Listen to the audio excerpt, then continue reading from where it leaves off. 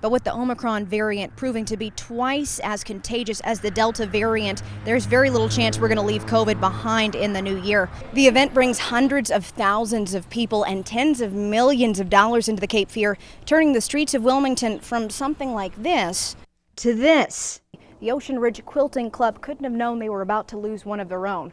Instead of letting her work be scattered to the wind, they're using their skills to patch up a community. I've got a couple of visitors here who wanted to tell you something. On the count of three, guys. 1, 2, 3. Merry Christmas! Merry Christmas! The only way I know how to describe today's scene is controlled chaos. Children, as they were contacting their parents, family members, rushed to New Hanover High School, only to be redirected to Williston Middle School down the block. You see this trash can? Wildlife officials say you should use this for collecting trash, not catching alligators. They actually get to stand in line for these donuts. Like you said, woo! Yeah! You can see the excitement. If you see something, you can say something to Wilmington police and stay completely anonymous. Well, Hannah Chase and Mallory Cooper say last Sunday started like any other night, watching TV while making dinner in their Magnolia Trace home.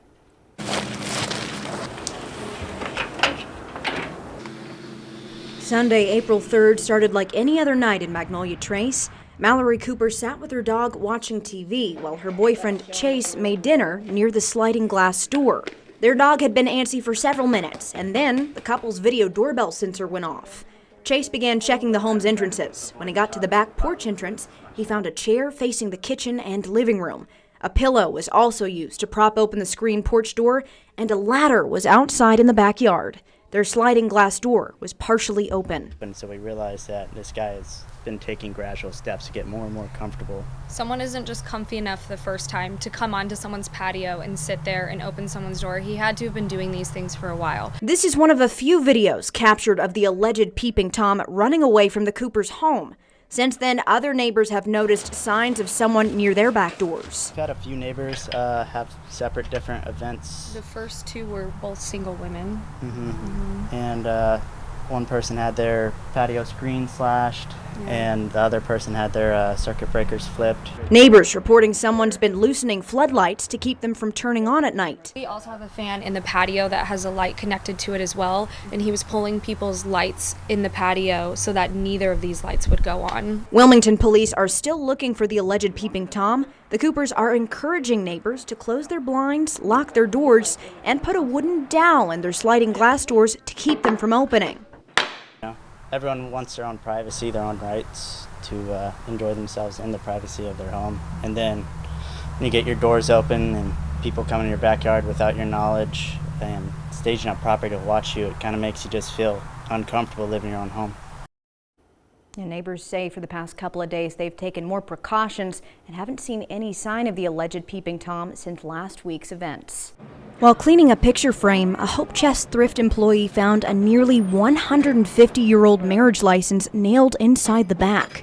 It was so old, only the year, city, and couple's first names, William and Katie, were legible.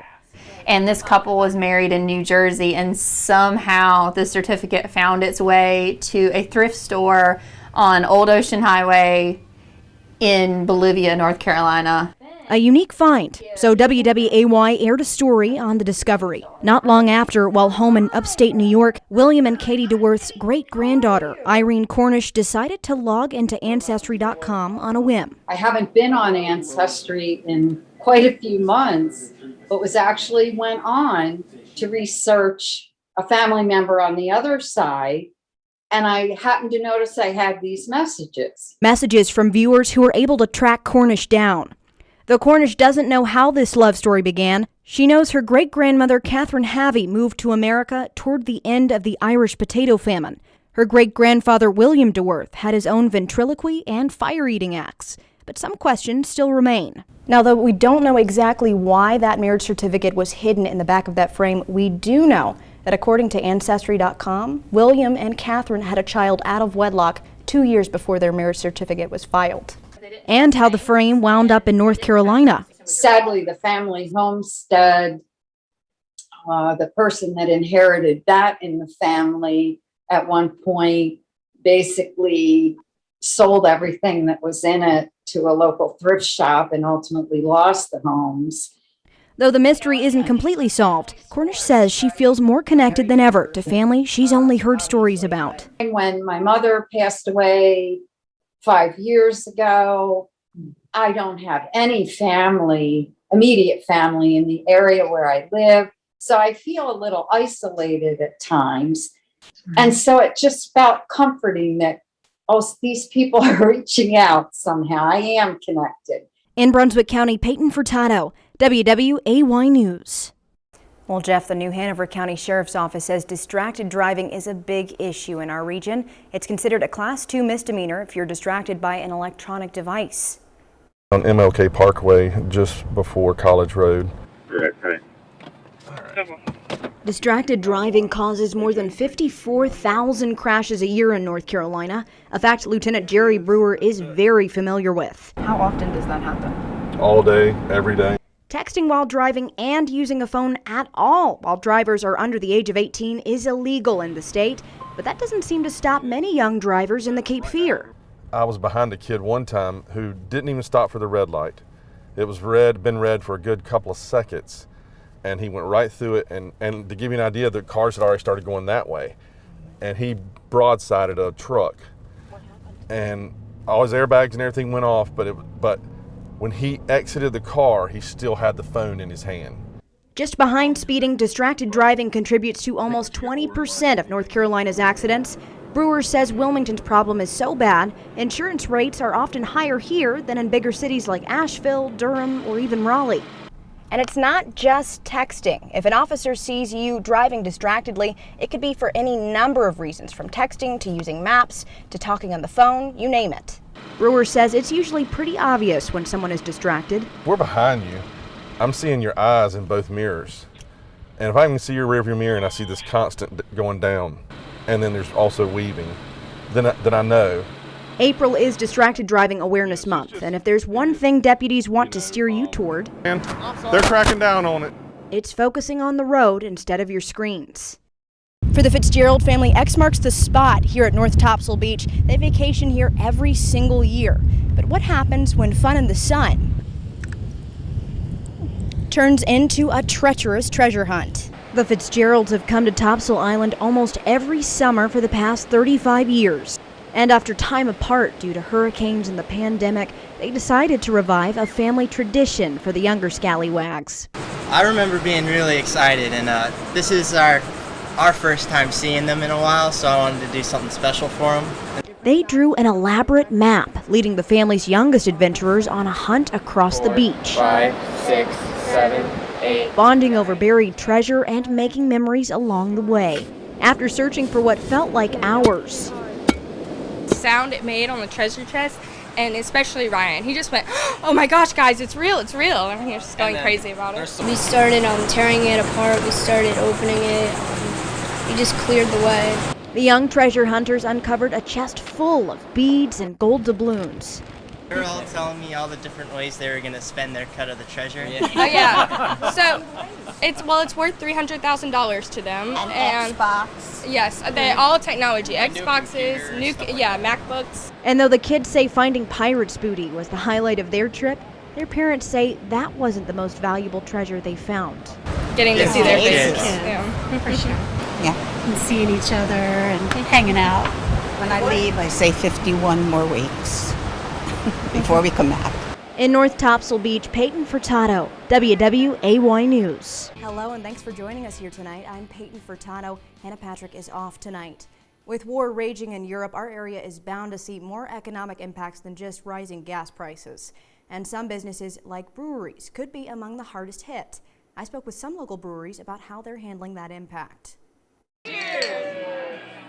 Though the Cape Fear has a wealth of local breweries, those businesses rely on grain to brew their own beers, a crop heavily grown in Europe. There's a considerable amount of Europe's wheat comes from the area around the Black Sea, and obviously some of that would be coming from Ukraine and Russia. Though the war in Ukraine only started a few weeks ago, local breweries are already seeing local and European grain costs hop up, inflation affecting pints and prices. Price increase really across the board. I mean, when it comes to anything from aluminum to malt to hops, really, and in transit. I mean, getting things actually physically to us, we've seen delays. New Anthem Beer Project has seen an almost 13% price increase this year alone. The brewery purchases most of its grain from the U.S. and Canada, but it's keeping an eye on how much bread they'll need to spend on German barley. It definitely has gone up. We try really hard, a lot of American maltsters, to make products that work in the brew house similarly to get close, but it's just not quite the same. And while not every local business has seen the Ukrainian conflict's influence yet, smaller breweries are preparing, working to keep supply chain issues from creating a last call for cheap beer. At the end of the night, I will not be beating either of these two individuals, and it's not making me happy. I just love that you're the sport anchor, and I know nothing about the sport, and I'm beating you. I'm glad that you love that. Does that make you feel good? It makes me feel excited, you know. Oh, it's part of the madness, you know. You can take as many. And one tradition many hold near and dear to their hearts, I'm sure you know, Christmas Eve church services. Absolutely. This evening, First Baptist Church of Wilmington was among the hundreds of local places of worship to hold a Friday night service. This was the first time since the pandemic they've held a Christmas Eve service. To spread out their usual crowds, they met up at 3 and 5 p.m. and they'll hold another tonight at 11. It's their tradition to end the Christmas Eve sermon with lighting candles and flooding the sidewalks of downtown with light while singing Silent Night. After a year of streaming services online, ministers and churchgoers alike were excited to return to the custom. You said it's going to get a little bit cold tonight. Do you recommend a UNC hoodie for the game tomorrow night or a UNC t-shirt? I recommend whatever folks want to wear. It's going to be a great game tomorrow. I'm excited about this. Can you tell who I'm rooting for? Do you know who you're rooting for yet? Or should we say it on air? No, I'm not. You know what? Russian President Vladimir Putin is showing no signs of turning back on his war in Ukraine, despite economic sanctions, intense international pressure, and a large battlefield loss. At a Moscow rally, Putin vowed to press on with the bombardment, which has killed thousands of Ukrainians and devastated towns and cities. The UN's migration agency estimates that nearly 6.5 million people have been displaced inside Ukraine, in addition to more than 3 million who have already fled the country. Ukraine's president is calling for peace talks in Moscow.